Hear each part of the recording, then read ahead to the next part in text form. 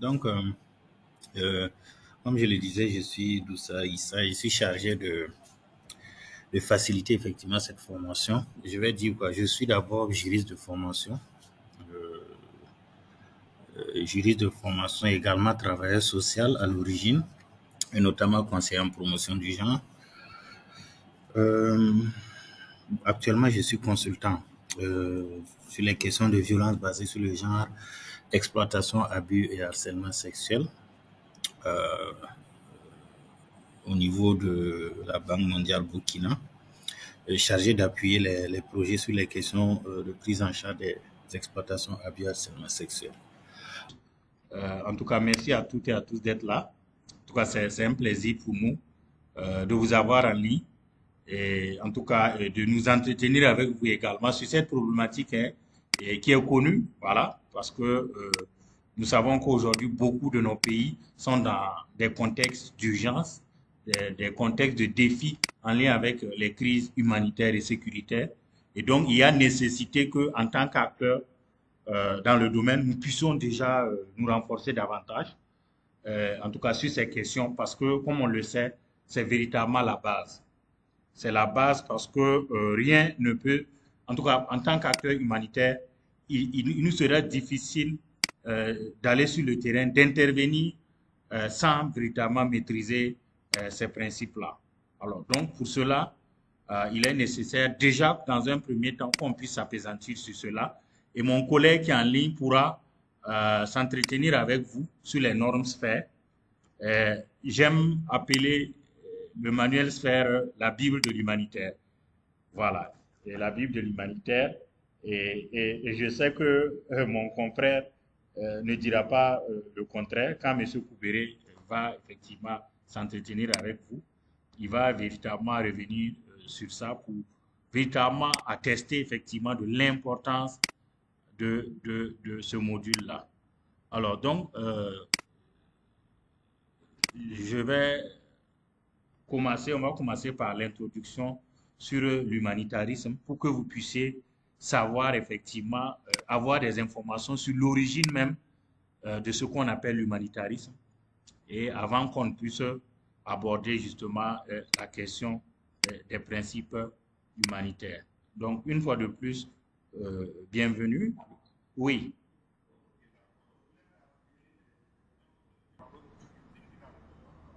D'accord. Non, j'ai déjà lancé l'enregistrement, pas de souci. Alors, donc, comme on le disait, je vais commencer le temps de partager l'écran.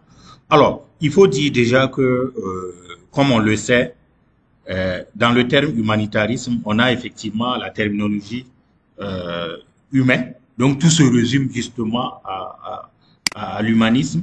Voilà, c'est vrai que c'est un principe, mais nous allons effectivement aller vraiment à la source pour véritablement savoir, et en tout cas, ensemble, je sais que beaucoup d'entre vous ont déjà suivi une formation sur les principes humanitaires, sur l'humanitarisme, mais il est bien quand même que l'on puisse, en tout cas, revenir sur ces aspects-là. Alors, donc, il faut dire que c'est bon pour le partage ou bien pour le moment c'est pas bon. Je vais commencer. Peut-être que on pourra ensuite défiler et puis revenir sur tous ces aspects. Alors donc il faut dire que comme son nom l'indique, l'humanitarisme effectivement est fondamentalement basé sur la question justement des droits humains.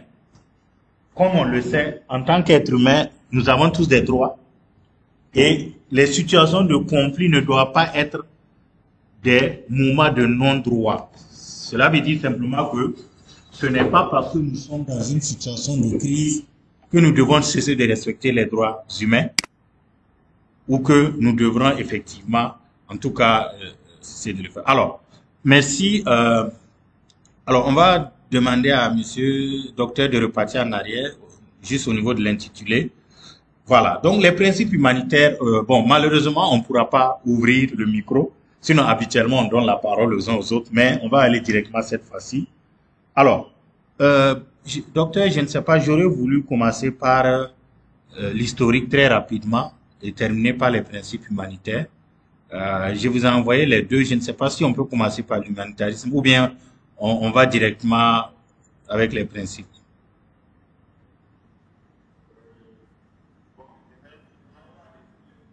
Oui, j'ai envoyé les deux. Voilà. OK. Alors, donc, il faut dire que tout est parti euh, avec justement Henri Dunant, comme vous le savez, qui est véritablement le père fondateur de l'humanitarisme. En réalité, il avait pour ami effectivement en son temps, hein, voilà, ce n'est pas tout de suite, il avait pour ami le roi Napoléon III, effectivement, qui en son temps était à la tête de la France. Et effectivement, il a décidé un jour, effectivement, de lui apporter, de se déplacer pour lui apporter un livre qu'il avait personnellement écrit. Et il est arrivé, on lui a fait comprendre effectivement que le roi Napoléon était sur le champ de bataille, notamment à la bataille de Solferino. Je sais que beaucoup d'entre vous ont dû entendre parler de cette bataille, la fameuse bataille de Solferino, qui date du 24 juin 1859. Alors, Solferino, c'est en terre italienne, voilà, où l'armée autrichienne s'est retrouvée. Oui, il y a un micro qui est ouvert, s'il vous plaît. Est-ce que vous pouvez fermer, Monsieur Boubacar? Votre micro est ouvert. Monsieur Boubacar, votre micro est ouvert, s'il vous plaît. Vous pouvez fermer votre micro. OK. Alors, donc je disais que tout est parti de la bataille de Solferino le 24 juin 1859. Solferino, c'est en terre italienne.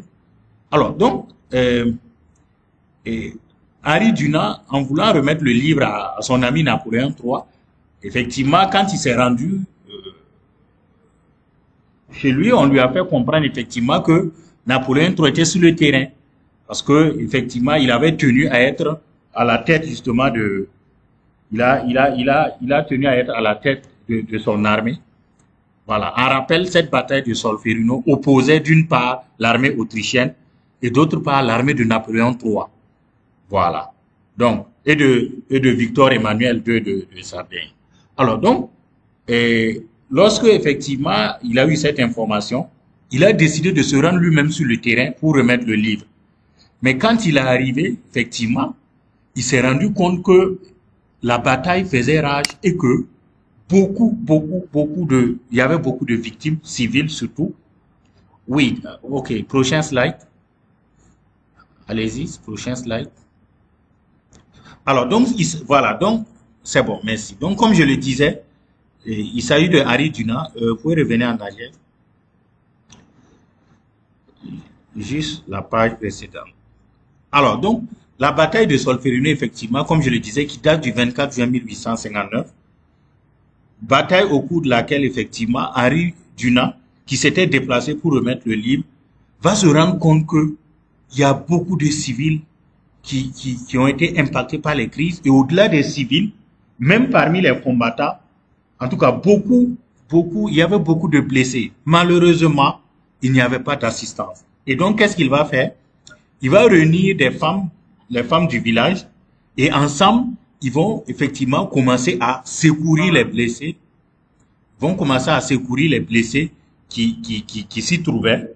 Et petit à petit, effectivement, il va se poser des questions. Donc, comme on le dit, il va organiser des secours avec les femmes du village avoisinant et apporte une certaine humanité à la guerre.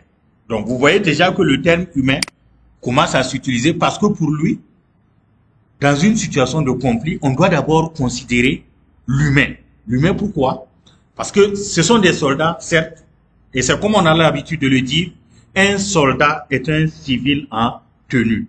Je vois des doigts, si vous pouvez baisser les doigts, je pense que vous notez vos questions, à la fin vous pourrez les poser. Alors, donc, comme je le dis, un civil et un militaire, c'est un civil en tenue. Et ce n'est pas parce qu'il porte la tenue qu'il ne doit pas être secouru. Donc, en s'organisant avec les femmes du village, effectivement, ils vont arriver à soigner beaucoup de beaucoup de blessés. Alors, donc, il a réussi, comme je le dis, à persuader ces populations-là, en tout cas de soigner ces blessés. Et c'est là que le slogan Tutti Fratelli va naître. Je répète, le slogan Tutti Fratelli, qui signifie nous sommes tous des frères en italien. Donc,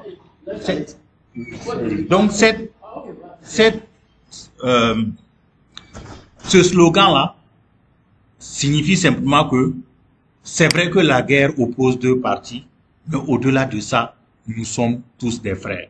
Diapo, s'il vous plaît. Oui, voilà. Donc, je reprends ici. Donc, vous voyez, 24 juin 1859, voilà, les troupes autrichiennes furent forcées de se rendre avec 5500, voilà, 5500 hommes qui vont périr et environ 40 000 blessés. On y va? On continue, slide. Alors, donc, c'est ce que je disais également. Il va organiser ce secours-là avec les femmes des villages avoisinants pour apporter véritablement de l'humanité à la guerre. Parce qu'avant son arrivée, on était dans une situation où quand quelqu'un se blessait, ce n'est pas véritablement évident. On y va, slide. Alors, donc, là également, je vous ai parlé du slogan Tutti Fratelli. Nous sommes tous des frères. Pour dire que, au-delà de tout, nous sommes des frères et que s'il y a des blessés, il faut effectivement les aider. Et c'est là qu'il a pu aider effectivement certains médecins qui étaient pris en otage à se libérer. Il a dû effectivement plaider pour qu'on relâche les médecins parce que ce sont des civils qui sont là pour aider et non pas effectivement des hommes en armes. On y va? Voilà. Donc, comme on l'indique ici, vous voyez ce livre-là, un souvenir de Solferino. Je vais le lire très rapidement, un souvenir de Solferino. De retour à Genève, encore marqué par son expérience, il écrivit alors un livre qui témoigne de ce qu'il a vécu. Un souvenir de Solferino. Ce livre qui eut un retentissant impact parmi les citoyens suisses de l'époque contient les idées basiques de l'humanitarisme qui se consolideront peu à peu pendant le 19e et le 20e. Donc, lorsqu'il est allé, effectivement, il s'est rendu compte de l'horreur. Qu'est-ce qu'il a fait? De retour, il va décider, effectivement, d'écrire un livre. Et l'intitulé du livre, c'est quoi? Un souvenir de Solferino. Après, on verra les détails du livre. Parce que le livre aura plusieurs grandes parties. On y va? Alors, donc, quelle est l'origine de l'humanitarisme actuel? Les idées et l'action de Dunant. Dunant inclut dans son livre deux réflexions qui seront développées par la suite. La première idée est celle de l'aide ou l'assistance. Elle ne se réfère pas à n'importe quel type de secours, mais à une action guidée uniquement par le critère du besoin de la victime et donc impartiale et indépendante et effectuée par des organisations qui le sont aussi. Désiré, le micro est ouvert. Si vous pouvez faire. Alors, donc, la première idée qui va effectivement éclore dans ce livre, c'est quoi? C'est l'idée de l'assistance.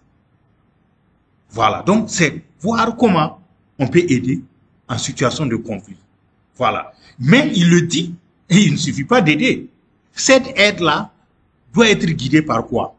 Par les besoins. Cela veut dire simplement que si on est dans une situation de crise, s'il y a plusieurs besoins, il faut donner la part belle aux besoins les plus urgents. On verra plus loin dans les principes humanitaires qu'il y a un principe qui répond à cette définition. Alors donc, il le dit également, cette action sera guidée par quoi? L'impartialité et l'indépendance. Je voudrais dire que nous devons travailler à ce que, lorsqu'il y a une crise, lorsqu'il y a un conflit, qu'on ait une équipe indépendante qui ne répond pas d'une partie ou d'une autre, des belligérants, qui puisse de façon indépendante aider justement ces personnes touchées lors de ces crises-là. Voilà, donc vous voyez qu'ici, il y a des terminologies qui commencent à éclore. L'assistance, l'aide, mais pas n'importe quelle aide, une aide basée sur le besoin, une aide impartiale, une aide qui est basée sur le principe d'indépendance. On y va? Slide. Diapo. Alors, donc, après cela, l'autre idée, c'est de se poser la question, la deuxième d'abord, la protection des victimes à travers des instruments de droit et l'introduction d'éléments d'humanité dans la guerre. Ne serait-il pas à souhaiter qu'un congrès formule quelques principes internationaux, conventionnels et sacrés qui serviront de base à ces sociétés? Il le sait. Il sait que le simple fait d'avoir la volonté d'aider de façon impartiale, en tenant compte des besoins, ne suffit pas. Puisque si vous ne vous entendez pas avec les belligérants, s'il n'y a pas un texte, comment vous allez organiser cela? Et on le sait très bien, tout ce qui se fait a une base légale. Une base légale qui doit être acceptée par tous les belligérants. Et donc, qu'est-ce qui va se poser? Mais si nous voulons que cette aide-là, cette aide qui est dépourvue de partialité, cette aide qui se fait indépendante là, il faut qu'on ait un guide, il faut qu'on ait une base juridique. Et donc, il va se poser la question de savoir, est-ce qu'il ne faut pas avoir des principes sur le plan international? Et ça vous laisse penser à quoi?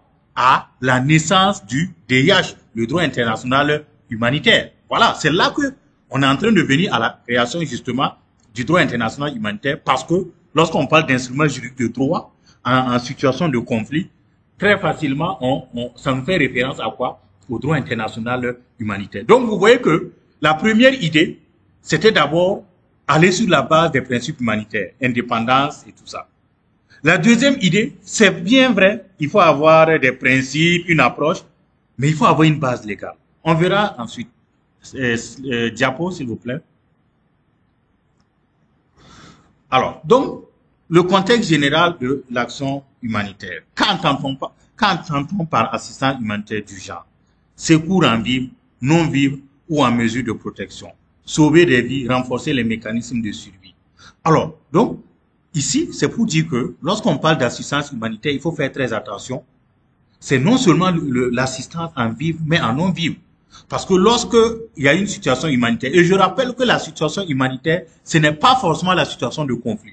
Même les situations de catastrophes naturelles, d'inondations, ce sont des situations de crise humanitaire. On l'a vu à Goma, pour ceux de la RD qui sont connectés, il y a 2-3 ans, il y a eu éruption volcanique, il y a eu déplacement de population. Chaque jour, on a vu en Côte d'Ivoire, au Burkina, au Mali, des cas d'inondation qui ont entraîné des situations humanitaires. Donc, c'est pour dire que, en termes d'assistance humanitaire, il y a l'assistance en vivre, mais aussi en non-vivre. Les non-vivres, ça peut être quoi? Ça peut être les kits NFI, qu'on appelle No Food Items, c'est-à-dire que tout ce qui est matériel de cuisine, etc. Ça peut être un soutien en kit de dignité, ça peut être un soutien en abri, ça peut être un soutien à travers un forage et tout ça. Donc, l'assistance n'est pas que vivre, mais il y a également le non-vivre et il y a également la protection qui vise à faire en sorte que les personnes qui sont dans des situations de déplacement ne soient pas davantage exposées à des situations assez graves.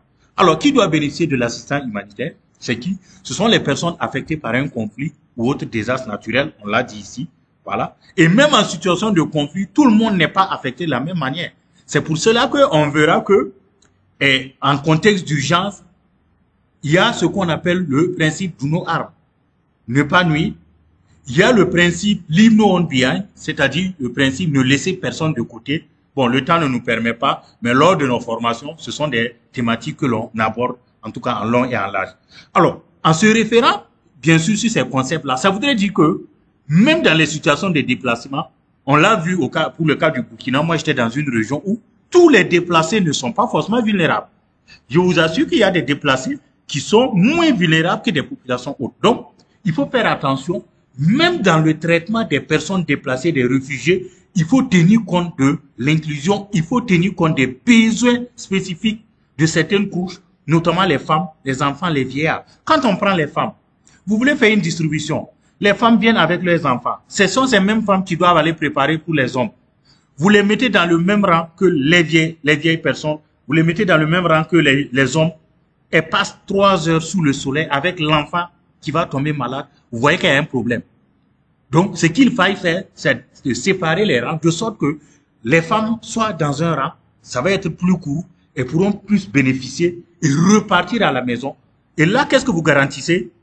Qu'elles puissent rentrer très tôt, qu'elles puissent préparer, vous protégez les enfants et en même temps, vous protégez même les femmes. Parce qu'on a vu des situations où des acteurs humanitaires ont fait des distributions jusqu'à 18h, 19h.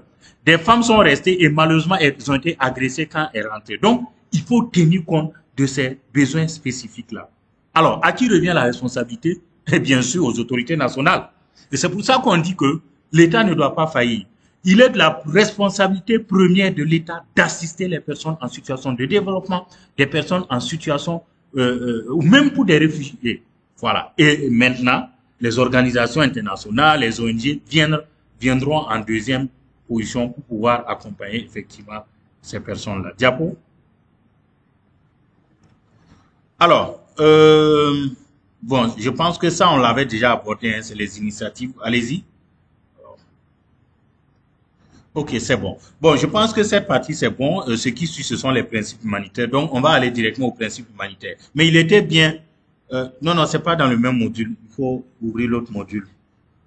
Non, non, vous pouvez fermer ça. Il faut ouvrir l'autre module. Voilà. Donc, c'était un peu pour camper le départ. Donc, je résume le temps on aille sur l'autre module pour dire que tout est parti avec Henri Dunant, effectivement, qui, lors de la guerre de Solferino, s'est rendu compte effectivement que il y avait beaucoup de civils, il y avait beaucoup de blessés, que ce soit côté civil, que ce soit militaire, qui étaient dans des situations où ces personnes-là ne pouvaient pas bénéficier de l'aide. Et donc, il s'est arrangé avec les femmes du village et des femmes des villages voisins pour porter assistance aux malades, aux blessés. Et c'est de là qu'il est venu l'idée d'écrire ce livre-là, Le Souvenir de Solferino. Et quand il est revenu, il s'est dit, mais il faut que j'écrive ce livre. Et dans ce livre, il a compartimenté.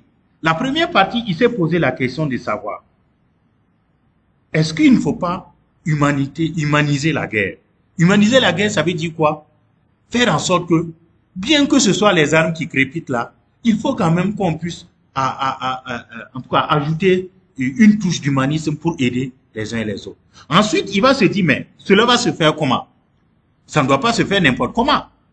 Et ça doit se faire de façon indépendante, sur la base des besoins et en toute impartialité. Parce que s'il n'y a pas d'impartialité, ça veut dire qu'on va aider une partie et laisser l'autre. Donc, c'est cette base. Et après cela, il s'est dit, mais même ça ne suffit pas. Il faut avoir une base légale.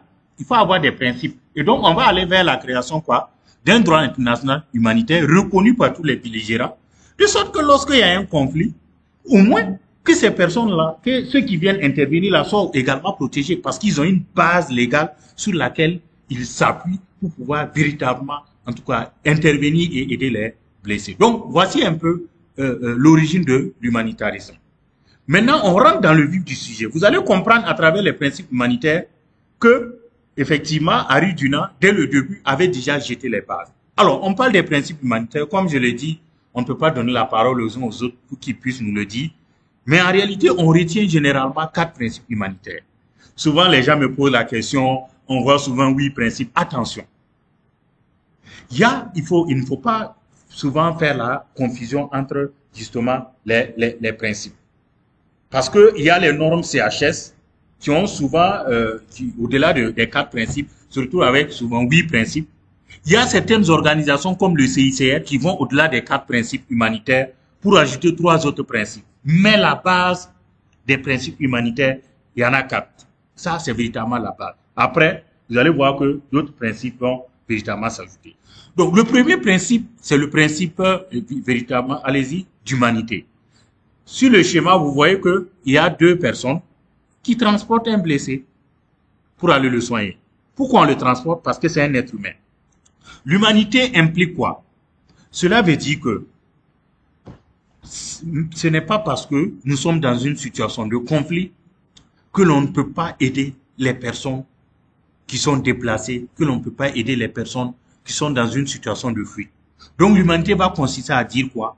Même en période de crise, les êtres humains doivent toujours bénéficier de leurs droits fondamentaux, à savoir le droit à une protection, le droit à la santé.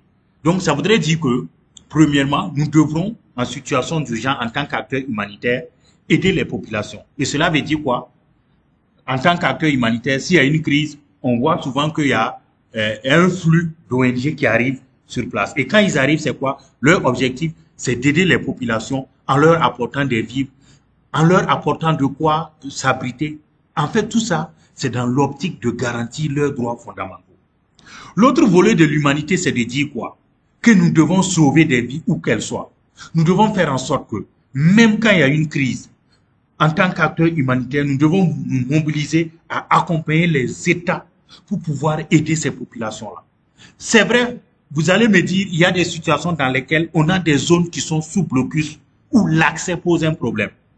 Mais la coordination doit être faite. Et c'est pour ça que lorsqu'il y a une crise humanitaire quelque part, il y a sous l'égide de OCHA, bon, de l'équipe humanitaire du pays, il y a toute une nomenclature, il y a toute une organisation qui est faite de sorte qu'on ait des groupes de travaux, des clusters, des sous-clusters en fonction des thématiques. Avant 2005, les gens venaient intervenir au hasard, permettez-moi le terme, mais à partir de 2005, on a eu une organisation. Malheureusement, je ne pourrais pas présenter ça parce que ça relève d'un autre module qui est véritablement en lien avec les clusters que nous dispensons lors des formations. Comme ça, c'est juste le volet principe humanitaire. Mais j'aborde cela pour montrer que, avec cette coordination-là, on arrive à aller dans des zones sous blocus. Et qu'est-ce qui se passe généralement? Lorsqu'on a une zone, par exemple, qui est contrôlée par les groupes armés terroristes ou les groupes armés rebelles, on sait que par voie terrestre, on ne peut pas y aller. Donc, avec UNAS qui est le bras aérien du système des Nations Unies, on arrive à accéder à certaines zones qui sont sous blocus. Et qu'est-ce qui se fait? Généralement, on va en consortium pour faire l'évaluation. Donc, cela veut dire que nous devons tout mettre en œuvre pour aller partout où il y a pour sauver des vies. Très rapidement, je vous partage une expérience d'une mission à laquelle j'ai pris part. C'est une zone où ça faisait 6 mois que personne n'avait mis pied, alors que les populations étaient à bout de souffle. Il n'y avait plus d'école. Le CSPS qui était là, il n'y avait que quelques produits de base. Les gens se nourrissaient de feuilles. Les gens se lavaient avec la cendre parce qu'il n'y avait pas de savon. Quand il y avait un décès, les gens prenaient 2 jours pour enterrer les corps parce qu'il n'y avait plus de force. Les femmes n'avaient plus de lait pour allaiter leurs enfants. Donc, il fallait faire quelque chose. Et qu'est-ce qui s'est passé? On a dû faire cette mission-là pour aller aider ces populations-là.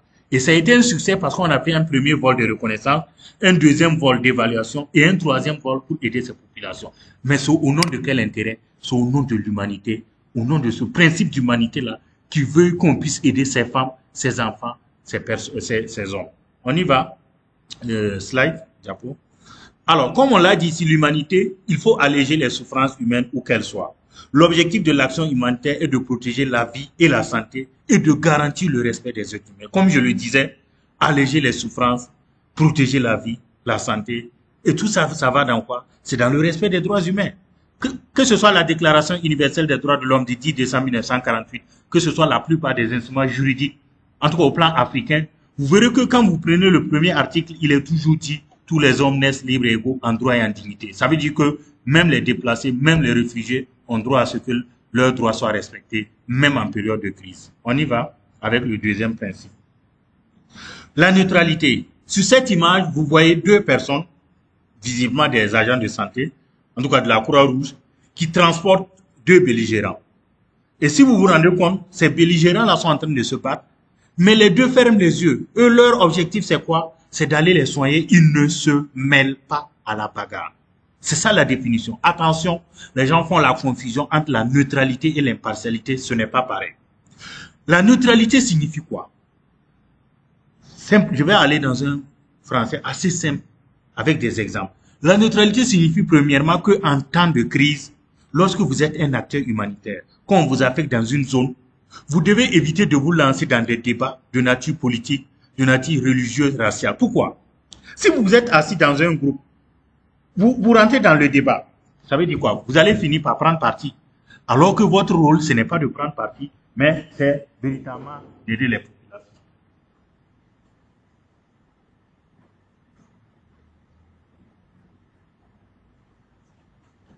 Excusez-moi. Alors, donc c'est la première définition. Ça veut dire que éviter d'avoir des points de vue, de vous lancer dans des débats de nature religieuse, etc. Le deuxième pan de la neutralité, c'est éviter de donner des informations à l'un ou à l'autre des belligérants. Ça veut dire que vous êtes dans une situation où vous intervenez sur le terrain. Si vous avez aperçu des groupes armés terroristes, vous n'avez pas le droit de donner l'information aux forces de défense et de sécurité. Je sais que ça va susciter des questions. Vous allez me poser la question, si vous ne faites pas ça, on va vous taxer de complice. Mais le souci, c'est quoi? Le respect des principes humanitaires, là, ça y va de la sécurité de tous les acteurs humanitaires. Parce qu'une seule erreur d'un acteur humanitaire met en danger tous les acteurs humanitaires. Donc cela voudrait dire que vous devez vous abstenir. L'autre volet de la neutralité, c'est éviter de vous faire escorter par l'un ou l'autre des deux parties. Je le rappelle, en réalité, les principes humanitaires, là, pour mieux les respecter, c'est dans des conflits, dans des situations de conflit, de guerre, en tout cas conventionnelle, où on connaît les deux parties. La difficulté avec notre contexte, c'est que aujourd'hui dans nos pays, c'est vrai, on connaît les groupes armés terroristes qui nous attaquent, mais le souci, c'est que de façon officielle, par exemple pour le cas du Burkina, on n'a pas une définition juridique de ce qui nous arrive. Ça veut dire que on ne peut pas ouvertement dire quelles sont les revendications. Monsieur Ouessalbé, vous pouvez fermer votre micro s'il vous plaît. Monsieur Ouessalbé, vous pouvez fermer votre micro. Ok. Donc je revenais pour dire que, voilà. Donc, dans une situation comme ça, vous devez éviter de vous faire escorter par soit les FDS et tout ça. Pourquoi? Parce que quand vous vous faites escorter, cela voudrait dire quoi? Ça veut dire que vous prenez parti. Et j'ai souvent l'habitude de le dire. On a vu une situation au Burkina où pour l'une des rares fois où des acteurs humanitaires ont été tués, c'était une situation, je ne vais pas donner le nom de la structure pour raison de confidentialité. Ils ont suivi un convoi. Bon, ceux qui font la formation sur la sécurité le savent. Et le cabinet également offre cette formation. Pour ceux qui vont s'inscrire, vous pourrez bénéficier d'autres, en tout cas, explications. Mais aujourd'hui, nous allons véritablement nous mettre l'accent sur les principes humanitaires. Et qu'est-ce qui s'est passé? Ils ont suivi le convoi. Ils sont venus dépasser le convoi. Ça, c'est une grave erreur. Et malheureusement, les groupes armés attendaient. Donc, le premier véhicule qu'ils ont vu tourner, ils ont ouvert le feu parce qu'ils pensaient que c'était... Donc, vous voyez, vous imaginez dans une situation, c'est vrai qu'eux, ils n'étaient pas escortés, mais c'est comme si, puisqu'ils étaient juste devant. Donc, ce sont ces genres de situations. Deuxièmement, quand vous êtes escorté, que l'une des parties vous voit, on se dit, ah, ok, vous travaillez ensemble. Vous vous mettez en danger, vous mettez en danger tous les acteurs humanitaires. Voilà. Donc, c'est ça la difficulté. J'avais l'habitude de poser une question, de savoir, par exemple, un cas où vous êtes allé sur le terrain, vous avez travaillé en tant qu'acteur humanitaire. Au retour, vous avez vu les groupes armés terroristes. Ils vous ont arrêté, ils ne vous ont pas fait du mal. Mais vous les avez vus en train d'enterrer des mines, voilà, des engins explosifs. Et en partant, vous avez croisé un combat de l'armée, des forces de défense et de sécurité de l'armée régulière, avec des civils, des femmes, des enfants. La question qu'on se posait, est-ce que vous allez donner l'information? Étant donné que vous êtes acteur humanitaire et que vous êtes astreint à la neutralité, est-ce que vous allez donner l'information? Parce que si vous donnez l'information et qu'ils ont su, vous vous mettez en danger, vous mettez en danger tous les acteurs humanitaires. De l'autre côté, si vous ne donnez pas l'information, vous ne respectez pas le principe d'humanité. Parce que si vous ne donnez pas l'information, s'il y a explosion, les enfants vont mourir, les femmes vont mourir. Donc, vous êtes dans un dilemme assez particulier. Mais on pourra répondre à cette question si le temps nous permet. On y va? Oui, Richel. Ok. Voilà. Bon, quelqu'un a répondu, même si ce n'était pas la phase des questions. Le souci de donner l'information, c'est que au début de la crise, par exemple, chez nous, il y en a qui partaient dénoncer des cas. Mais il y a eu un monsieur qui a quitté son village. Il a fait 300 kilomètres pour venir dénoncer des complices qui étaient de son village. Quand il est reparti, le lendemain à 5 heures du matin, on est venu l'égorger. Tout simplement parce que au sein même peut-être de l'armée, il y avait des complices et tout ça. Donc, vous voyez, c'est peut-être le danger de lui. Mais l'un dans l'autre, c'est un dilemme. Et personne ne va réagir. Les gens ne vont pas réagir de la même manière. Il y en a qui vont mettre en exergue l'humanité pour sauver des vies. Il y en a qui vont se dire, ah, si je donne l'information. Mais toujours est-il que pour un cas comme ça, trouver une manière de donner l'information pour sauver des vies, mais de sorte que les groupes armés n'aient pas l'information. Vous pouvez même indirectement attirer l'attention du convoi pour leur faire savoir, mais en ne le disant pas ouvertement. Là, au moins, vous aurez sauvé des vies. Alors, la neutralité, les acteurs humanitaires ne doivent pas prendre parti pendant les hostilités ou se lancer dans des polémiques de nature politique, raciale, religieuse, idéologique. Donc, c'est ce que je disais. Diapo. L'impartialité. Donc, je reviens pour dire, il ne faut pas confondre la neutralité et l'impartialité. La neutralité, c'est beaucoup plus en situation de conflit. Je m'abstiens d'aider une partie dans le conflit, pas aider une partie en soignant. Attention. Donc, je reviens. La neutralité signifie, j'évite de prendre parti. Ça veut dire d'aider l'autre partie, que ce soit en information ou à combattre. Ça veut dire que dans une situation de conflit, je suis venu pour faire mon travail, je m'abstiens d'aider une partie au conflit. Voilà. Donc, je m'abstiens d'aider une partie au conflit. Ça, c'était la neutralité. Maintenant, l'impartialité également relève à deux aspects. Comme son nom l'indique, le premier aspect de l'impartialité, c'est quoi? C'est d'aider tout le monde sans distinction de race, sans distinction de sexe, etc. Ça voudrait dire quoi? Moi, en tant qu'acteur humanitaire, si je vais sur le terrain, je ne dois pas me baser sur le fait que telle personne est de telle ethnie ou de tel bord religieux pour ne pas aider la personne. Non. Je dois aider tout le monde. Ça veut dire que si je suis dans une situation de conflit, s'il y a des blessés, je pars pour soigner là. Je ne regarde pas sur ton front si tu es de telle partie ou de telle partie. Je sais que ça va susciter des réactions à vous. Vous allez vous demander, mais un groupe armé terroriste qui tue des gens qui est blessé et vous me demandez de le soigner. Non. N'oubliez pas que votre mandat, c'est de venir aider les hommes et pas prendre parti ou pas faire de distinction. Ça peut paraître bizarre, ça je vous l'assure. Hein. Il y en a qui ne sont pas d'accord parce qu'ils estiment que ce sont des gens qu'il faut tuer. Mais si vous commencez à rentrer dans ces considérations, vous allez prendre parti. Et si vous commencez à prendre parti, vous-même vous mettez en tête, vous n'allez même plus travailler dans les zones.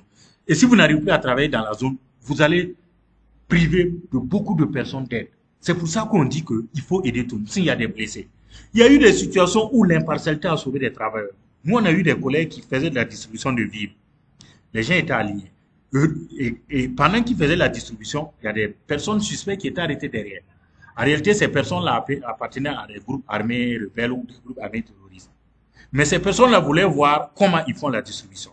Mais ils se sont rendus compte que les collègues-là, en tout cas, ils ne faisaient pas de distinction. Toute personne qui était inscrite bénéficiaire de l'aide.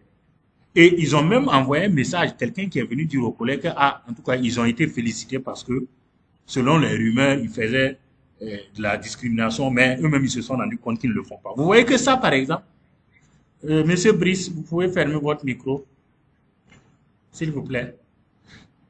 Cette information, par exemple, ça aide parce que ça peut permettre de sauver des vies. L'autre pan de l'impartialité, c'est d'aller sur la base des besoins. Monsieur Brice, est-ce que vous pouvez fermer votre micro, s'il vous plaît?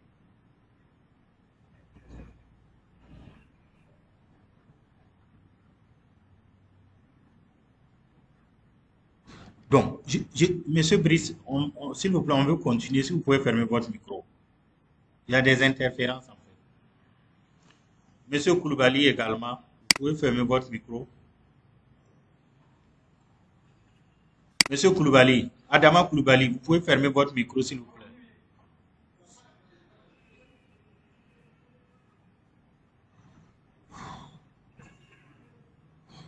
Bon, on va peut-être demander, voilà. Docteur, si vous pouvez rentrer dans la commande d'organisation, là, interdire aux gens d'ouvrir leur micro, ça va être plus facile. Monsieur Brice, voilà, c'est vraiment pas intéressant parce qu'il y a des interférences. S'il vous plaît, laissez les micros, on va vous donner la parole après. Alors, donc je revenais pour dire que le principe, l'autre pan du principe d'impartialité, c'est véritablement l'aspect d'aider sur la base des besoins. Ça veut dire que lorsqu'on est dans une situation où on veut aider, il faut aller sur la base des besoins pour aider les populations. Ça veut dire que si on est dans une situation d'urgence où on doit aider deux cas en même temps et que les moyens font défaut, Monsieur Brice, si ça continue, on risque de vous exclure de l'appel. C'est vraiment désagréable.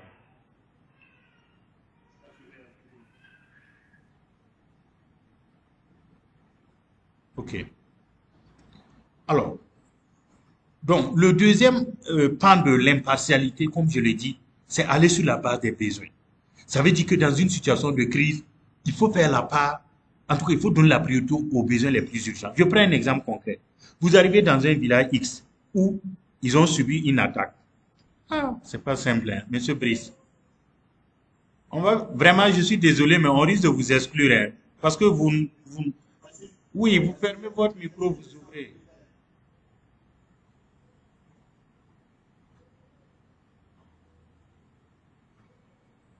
OK.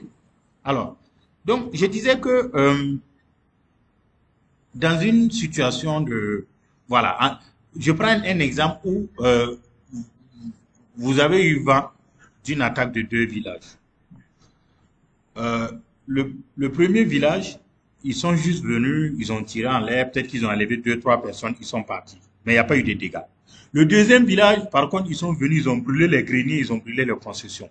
Vous avez des moyens limités. Vous voulez aider. Mais naturellement, vous allez aller là où les greniers ont été brûlés. Parce que le premier village, c'est le choc émotionnel. C'est vrai sur le plan psychologique. Mais si on évalue en termes de besoins, c'est là où les greniers ont été brûlés. C'est là-bas que vous devez aller premièrement. Parce que c'est là où il y a véritablement le plus de besoins.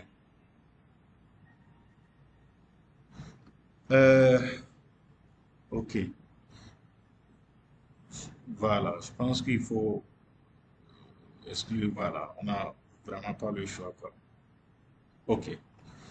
Alors, donc, je disais que c'est là qu'il faut aller d'abord. Parce que c'est là qu'il y a vraiment le plus de besoins. Et maintenant, si les moyens permettent, vous pourrez aller dans l'autre village. On y va, Diapo. Alors, donc l'impartialité, on va lire. L'action humanitaire doit être menée uniquement sur la base des besoins, en donnant la priorité aux situations de détresse les plus urgentes, sans faire de distinction entre nationalité, race, genre, religion, croyance, classe ou opinion politique. Donc, c'est ce que je disais par rapport à l'impartialité. On va terminer avec l'indépendance. On y va.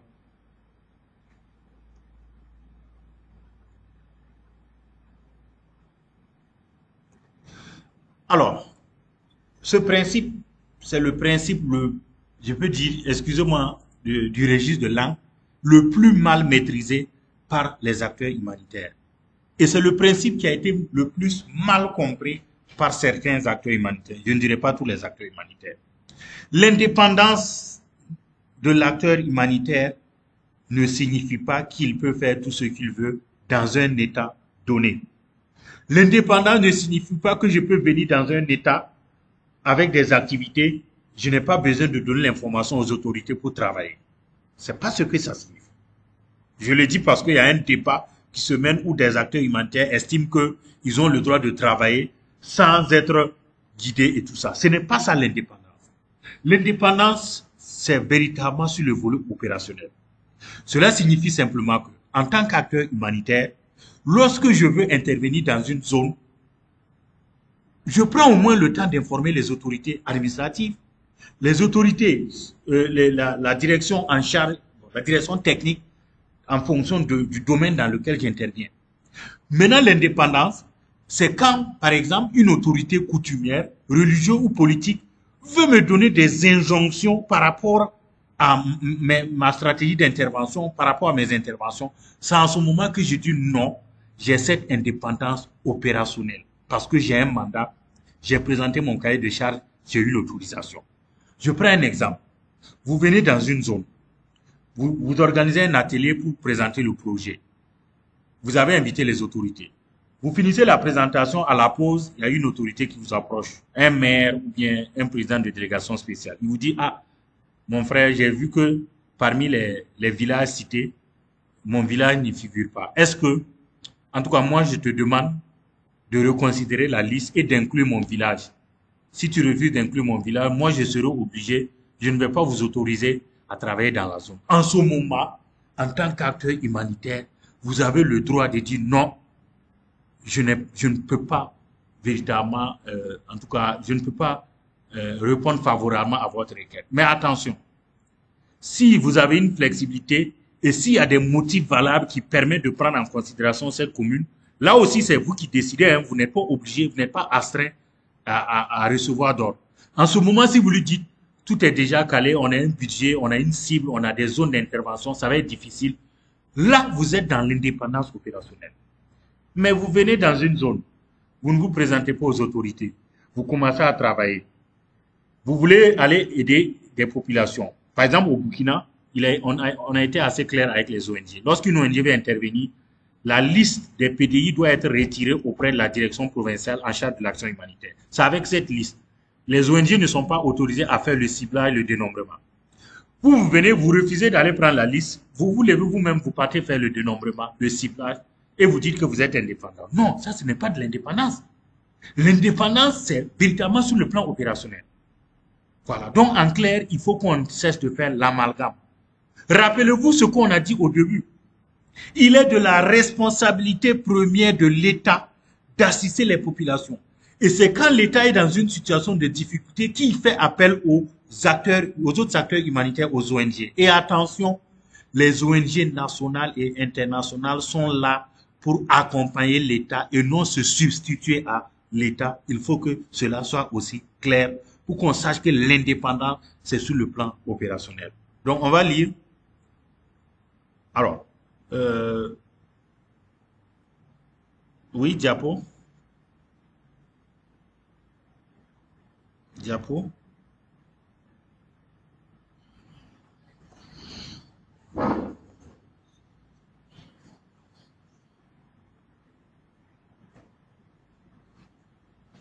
Alors, je ne sais pas si vous me recevez, il y avait un problème de connexion.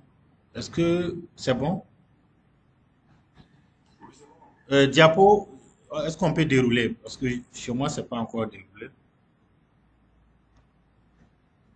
Ok. Bon, je voulais qu'on lise, mais je vois que l'écran ne bouge pas. Qu'on lise le contenu. Mais c'est pas grave. De toutes les façons, l'explication a été donnée. Donc, et voilà ce que l'on peut dire très rapidement. On est, comme c'est un webinaire, on est pris par le temps. On aurait pu développer si c'était vraiment une formation, comme on le fait lors des formations. Parce que si c'était une formation, généralement, on prend 3 heures pour les principes humanitaires, pour permettre de prendre des... Il y avait même des quiz sur lesquels on pouvait échanger, mais malheureusement, on est pris par le temps. Je ne sais pas si docteur est là avec Monsieur Coupéré. Est-ce qu'il faut recueillir les questions ou bien il faut que Monsieur Coupéré termine, comprenne toutes les questions? Je vois que docteur s'est déconnecté. Monsieur Coupéré, vous êtes là. Vous proposez quoi? On va voir avec les participants également.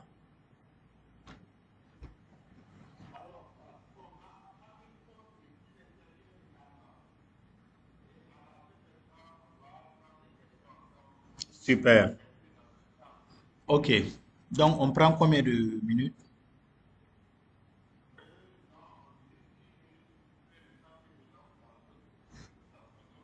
D'accord, ça marche. OK, ça marche.